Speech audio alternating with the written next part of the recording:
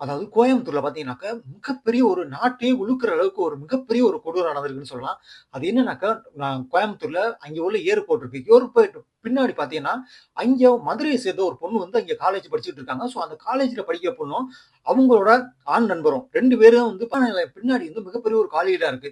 So அந்த காலியிடத்துல இருந்து அவங்க ஒரு கார்ல உட்கார்ந்து பேசிக்கிட்டு இருக்காங்க. ஸோ பேசிக்கிட்டு இருக்கும்போது அங்கேருந்து ஒரு 3 பேர் வர்றாங்க. 3 பேர் வந்து அவங்க 2 பேரையும் தாக்கி அந்த ஆண்பர வந்து ரொம்ப ஒரு கொடூரமா தாக்கியிருக்கானுங்க. தாக்கிட்டு அவங்களுக்கு தையல் போடுற அளவுக்கு ஆயிருக்கு.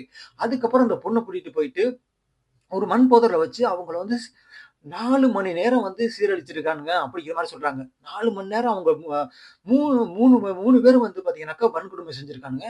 வன்கொடுமை செஞ்சு அவங்கள வந்து அந்த புதருக்குள்ளேயே வந்து அப்படியே போட்டுட்டு போயிருக்கானுங்க.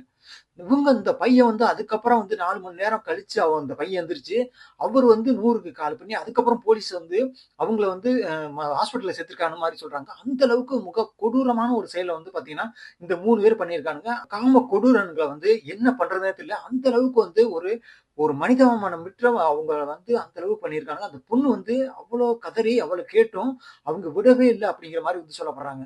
இப்பல்லாம் வந்து ஒரு எப்படி வந்து இந்த மாரிலாம் ஒரு செய்ய தோணுது?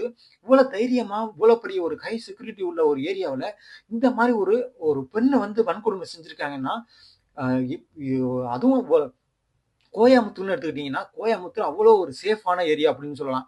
ஏன்னா, இங்க ஒரு காலேஜ்கள் வந்து அதிகமா இருக்கக்கூடிய ஒரு ஏரியா. அதிகமான அந்த தமிழ்நாட்டுல உள்ள மட்டும் இல்லாம, இந்தியாவுலேருந்தே அதிகமான பேர் வந்து பார்த்தீங்கன்னா, மாணவர்கள் வந்து படிக்கக்கூடிய ஒரு இடம். ஸோ அப்படி உள்ள ஒரு இடத்துல, அதுவும் இந்த ஒரு விமான நிலையம் பக்கத்திலேயும் பார்த்தீங்கன்னாக்கா, இவ்வளோ ஒரு கொடூரமா நடந்திருக்கு. ஸோ இது வந்து இப்போ மிகப்பெரிய ஒரு இஷ்யூவா வந்து இந்த நம்ம தமிழ்நாட்டுல நடந்துட்டு இருக்கு.